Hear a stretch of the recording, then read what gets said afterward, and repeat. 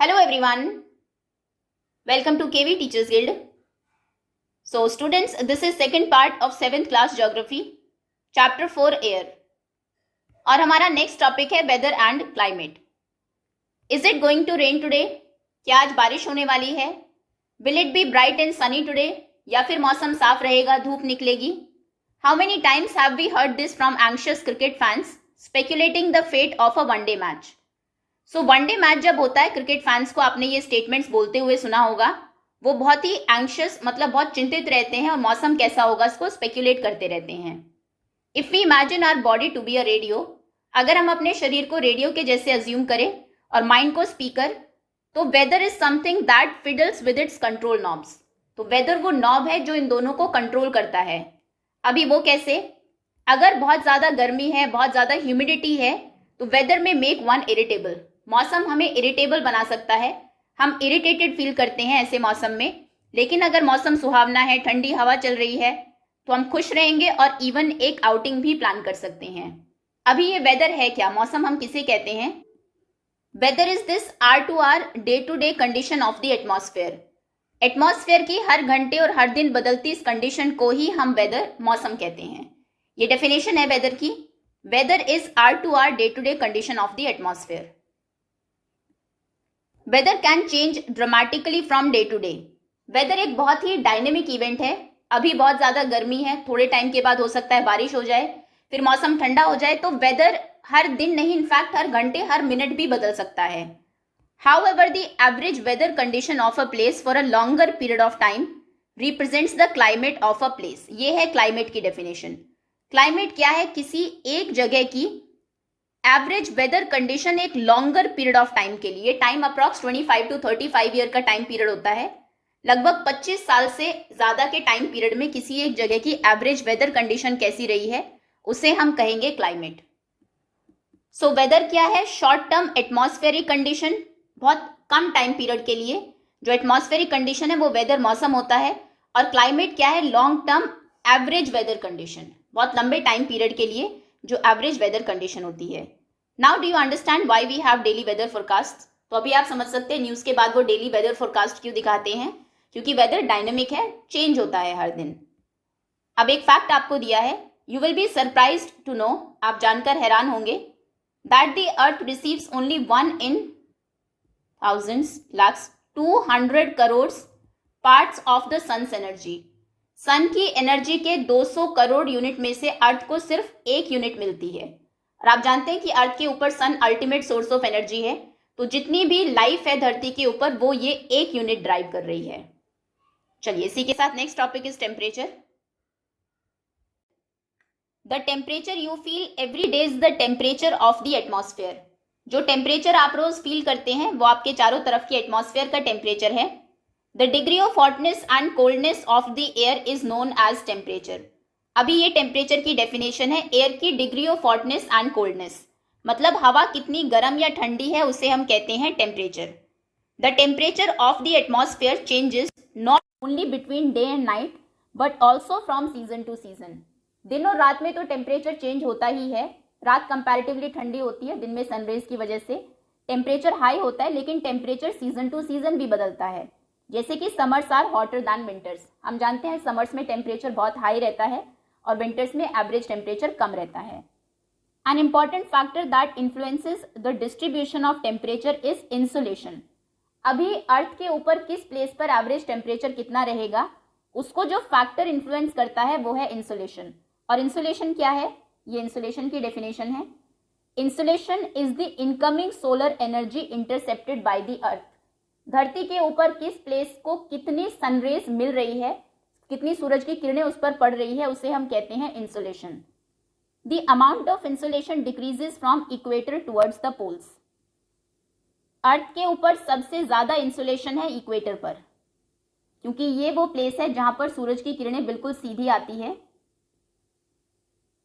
और सबसे कम है, जैसे जैसे यहां से आप पोल्स की तरफ जाएंगे तो इंसुलेशन कम होता जाएगा. पोल्स पर इंसुलेशन सबसे कम है क्योंकि सनरेज यहां पर स्लैंटिंग मतलब तिरछी जाती है. ये इक्वेटर है. Okay. Therefore the temperature decreases in the same manner, तो उसी तरीके से टेम्परेचर भी डिक्रीज होता है। इक्वेटर के दोनों तरफ आप जानते हैं ये टॉरिड जोन है, यहाँ पर सबसे ज्यादा गर्मी रहती है, torrid zone.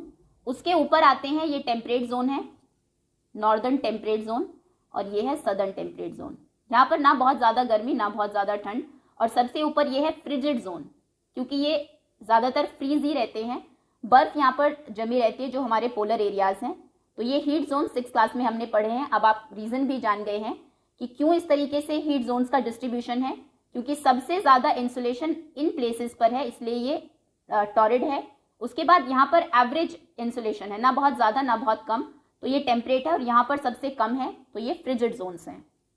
Now do you understand why poles are covered with snow? तो अभी आप समझ गए होंगे कि क्यों जो पोल्स हैं वो जनरली स्नो से, बर्फ से ढके हुए रहते हैं। If the earth temperature rises too high, अगर अर्थ का टेम्परेचर बहुत ज्यादा बढ़ जाए, जैसे कि ग्लोबल वार्मिंग में हो रहा है, it would become too warm for some crops to grow. हम जानते हैं क्रॉप्स को ग्रो करने के लिए एक ऑप्टिमम लेवल ऑफ टेम्परेचर चाहिए, तो ऐसे केस में कुछ क्रॉप्स ग्रो ही नहीं कर पाएंगी, उग ही नहीं पाएंगी। Temperature in cities is much higher than that of villages. Cities को कहा जाता है कि वो हीट आइलैंड्स बन गई है आजकल। विलेजेस में फिर भी टेम्परेचर कम है, क्योंकि वहां पर ट्रीज हैं जिनसे ट्रांसपिरेशन होता है, तो जो एटमॉस्फेयर है वो फिर भी थोड़ा ठंडा रहता है। लेकिन सिटीज में क्या है, बिल्डिंग्स जो है वो कंक्रीट और मेटल्स की बनी है, रोड्स एसफाल्ट्स मतलब सैंड, सीमेंट और स्टोन्स की बनी है। तो ये चीजें क्या है, दिन में बहुत ज्यादा गर्म हो जाती है, हीटअप हो जाती है, और रात में ये हीट को रिलीज करती है। तो इस वजह से जो एवरेज टेम्परेचर है सिटीज का वो जनरली बहुत हाई रहता है विलेजेस के कंपैरिजन में।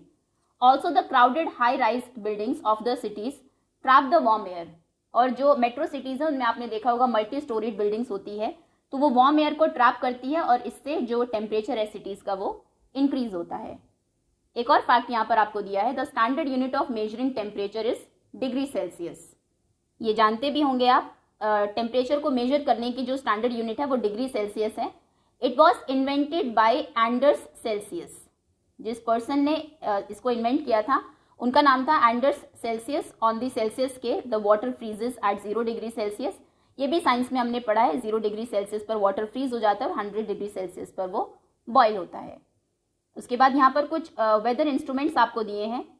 टेम्परेचर को हम मेजर करते हैं थर्मोमीटर से, बैरोमीटर से मेजर करते हैं एटमॉस्फेरिक प्रेशर को, रेन गेज इससे मेजर करते हैं अमाउंट ऑफ रेनफॉल, बारिश कितनी हुई है, एंड विंड वेन ये शो करता है direction of the wind, wind की डायरेक्शन क्या है, किस दिशा में वो बह रही है।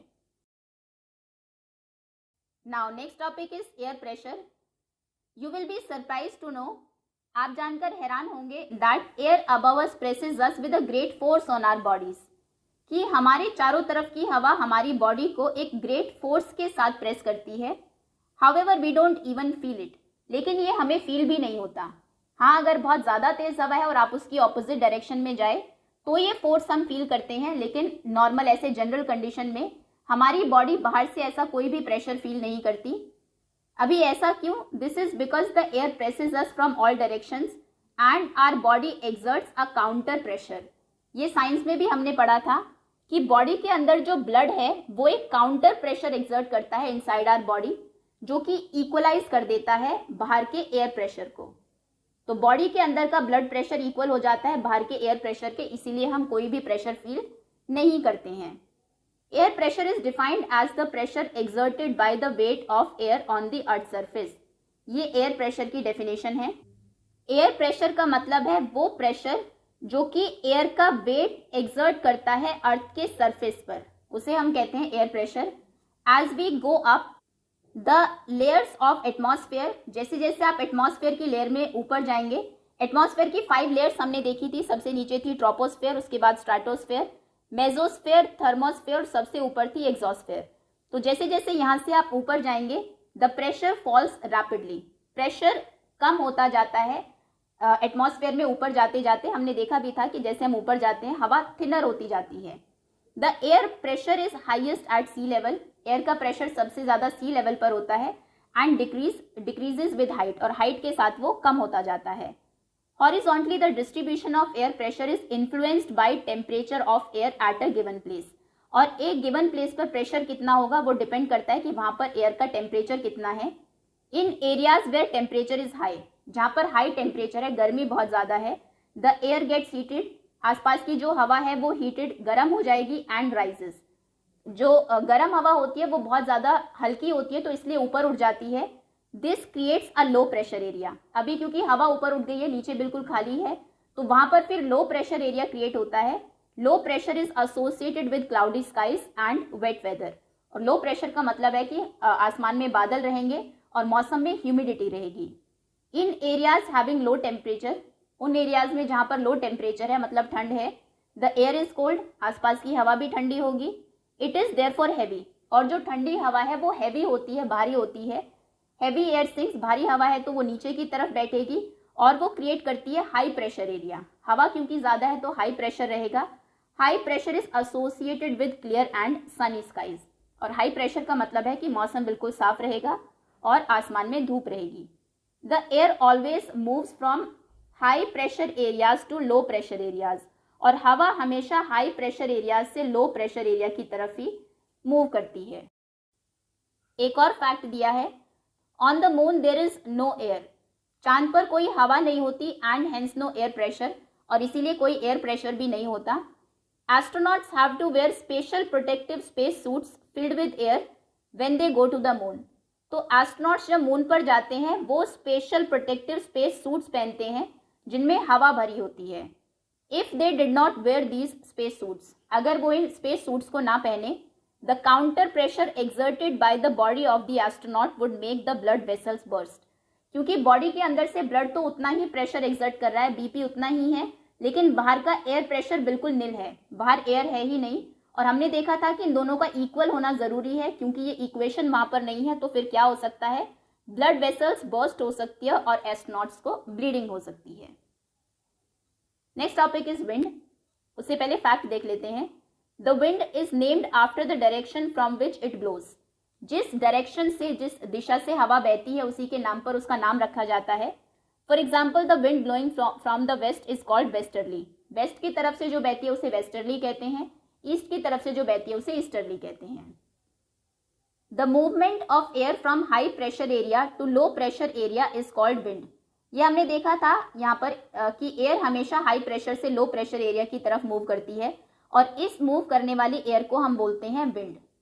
You can see wind at work if it blows dry leaves down the pavement, wind को वैसे आप नहीं देख सकते लेकिन काम करते हुए आपने देखा होगा, जो ड्राई लीव्स हैं उनको नीचे गिरा देती है, और कई बार जो ट्रीज हैं उनको अपरूट कर देती है, मतलब जड़ से उखाड़ देती है।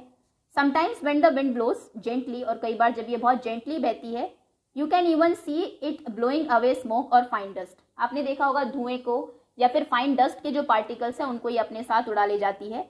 तो ये चीजें जब हम अपने चारों तरफ देखते हैं इनसे पता लगता है कि विंड ब्लो कर रही है।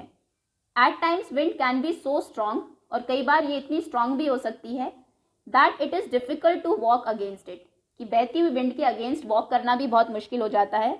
You must have experienced it, it is not easy to hold an umbrella on a windy day, अगर कोई विंडी डे है, बहुत ज़्यादा तेज हवा है, तो आपने कभी ना कभी एक्सपीरियंस किया होगा कि अम्ब्रेला को होल्ड करना भी बड़ा मुश्किल हो जाता है।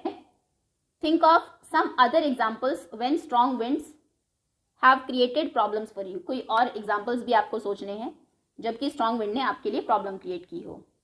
Winds can be broadly divided into 3 types, अभी विंड्स को हम ब्रॉडली 3 टाइप्स में डिवाइड कर सकते हैं। Number 1, permanent winds, seasonal winds and local winds. Permanent winds को समझने के लिए ये एक पिक्चर यहाँ पर आपको दी है।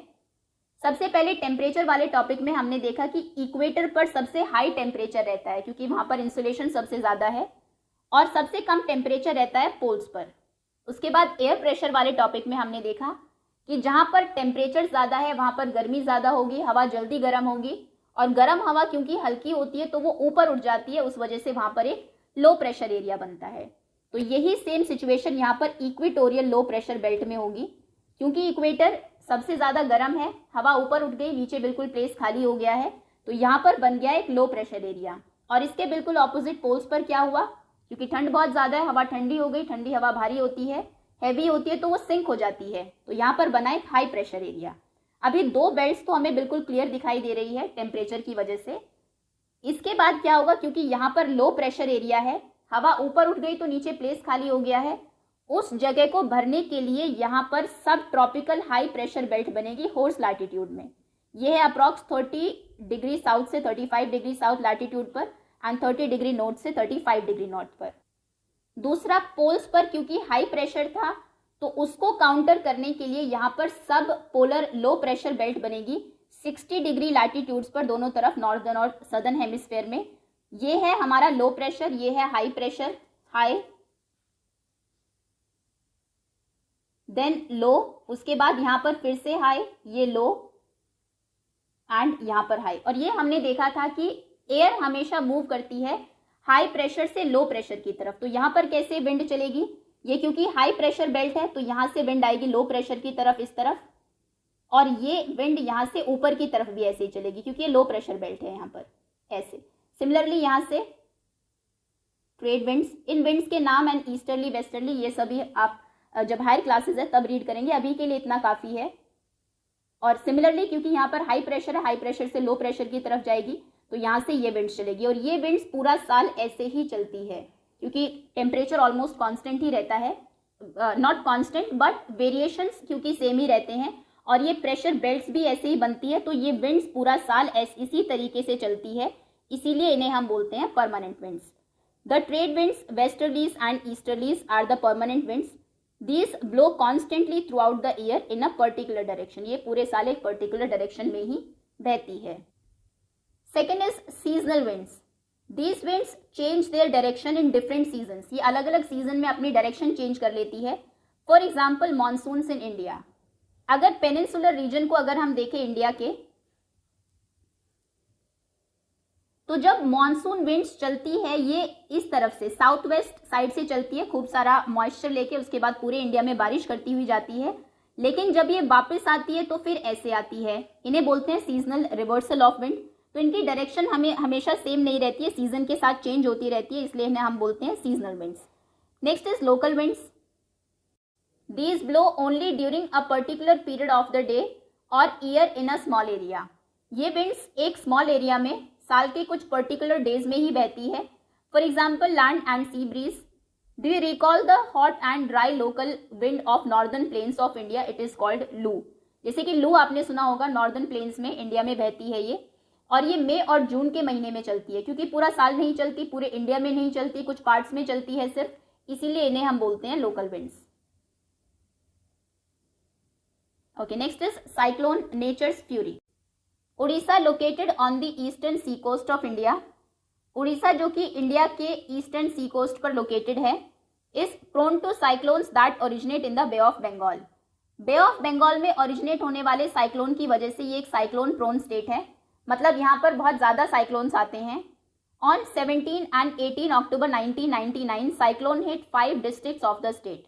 17 और 18 अक्टूबर 1999 में स्टेट के 5 डिस्ट्रिक्ट्स को साइक्लोन ने हिट किया।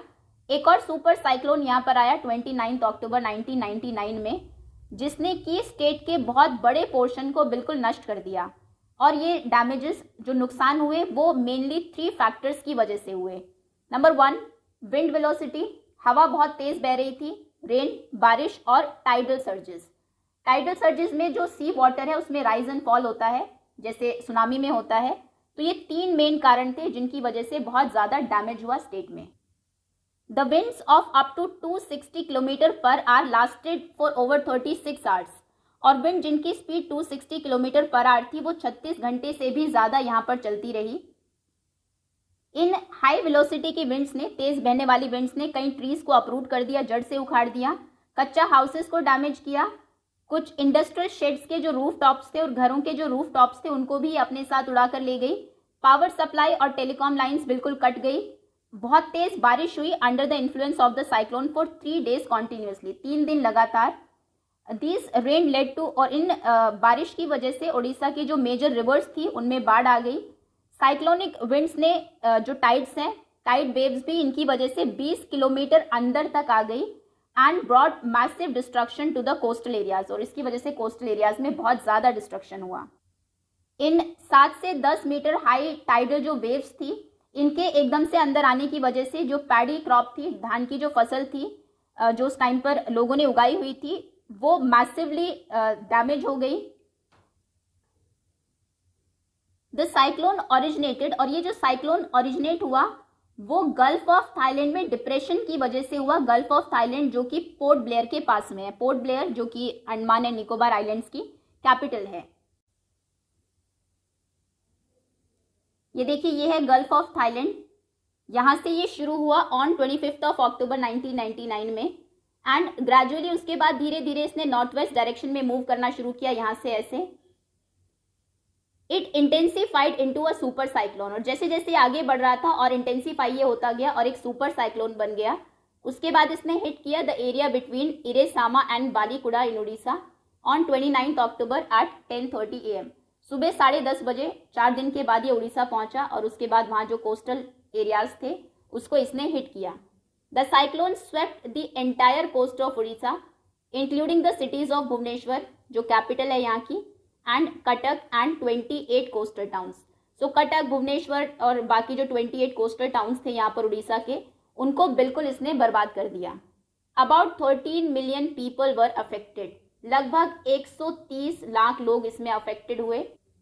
A large number of life stocks were killed, बहुत ज़्यादा एनिमल्स की डेथ हुई। Standing crops of paddy, vegetables and fruits were heavily damage, जो फसल थी धान की या फिर वेजिटेबल एंड फ्रूट्स की, वो बहुत बुरे तरीके से डैमेज हुई। Due to salination caused by tidal surges, हमने देखा कि टाइड्स भी यहाँ से अंदर आ गई थी, काफ़ी अंदर तक कोस्टल एरिया के। तो उनके अंदर आने की वजह से, क्योंकि सी का वाटर सलाइन होता है, नमकीन होता है, तो वो अंदर आ गया, जिसकी वजह से large tract of agriculture land have turn infertile, जो ज़मीन थी जहाँ पर पहले खेती होती थी वो बंजर हो गई। Large tract of sal, teak and bamboo plantations have disappeared, जो फसल लोगों ने उगाई हुई थी, साल, टीक और बैम्बू के जो प्लांट्स थे वो बिल्कुल ही गायब हो गए। The mangrove forest between Paradip और कोनाक के बीच में जो मैंग्रोव फॉरेस्ट थे वो भी बिल्कुल वैनिश हो गए।